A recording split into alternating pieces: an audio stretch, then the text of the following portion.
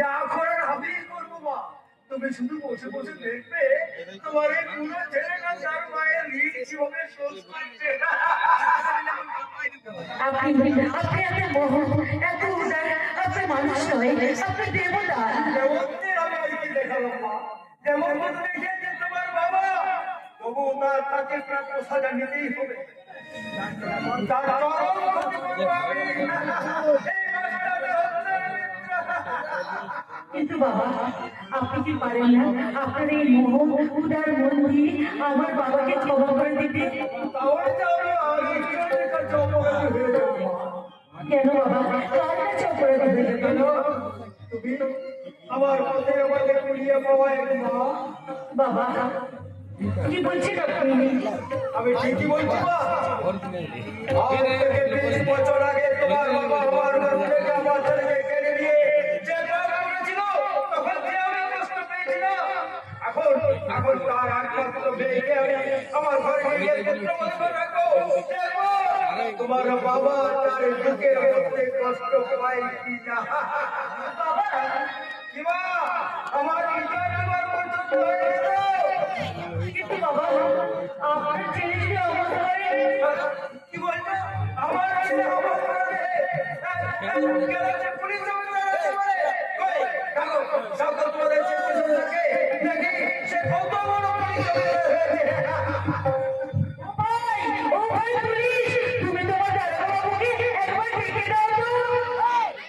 আরে আপনারা, এ কি রচনা? তুই তুই এখানে কেন? আর তোর সাথে উনি বা কে? আমি কি করে বলবো? আপনি জিজ্ঞাসা করুন দাদাবাবু।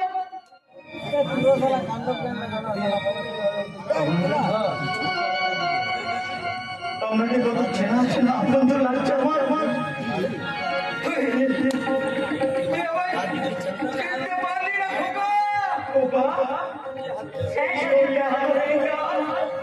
হ্যাঁ সর্দার, উনি তোমার বাবা।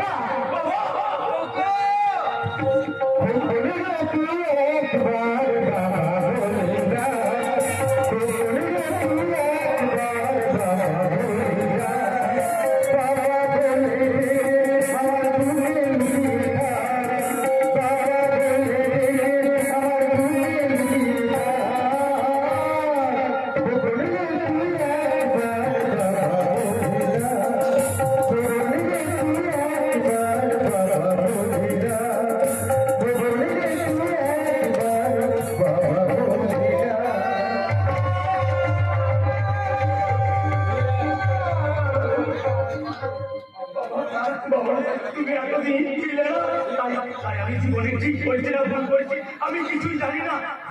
আজ তুমি আমার মাথার উপরে আছো, তাই তোমার কথাই হবে আমার শেষ এবং শ্রেষ্ঠ সিদ্ধান্ত। কি বলেছিলাম?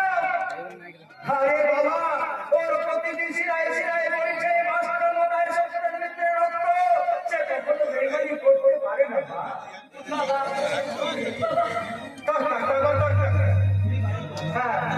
বাবা বাবা, তুমি বাড়ি চলে, আমি থানা থেকে এখনই বাড়ি ফিরে আসছি। কেন 20 বছর ধরে বুকে মাঝে জমে থাকা কথাগুলো না তোকে আমি একটা একটা করে বলতে বলতে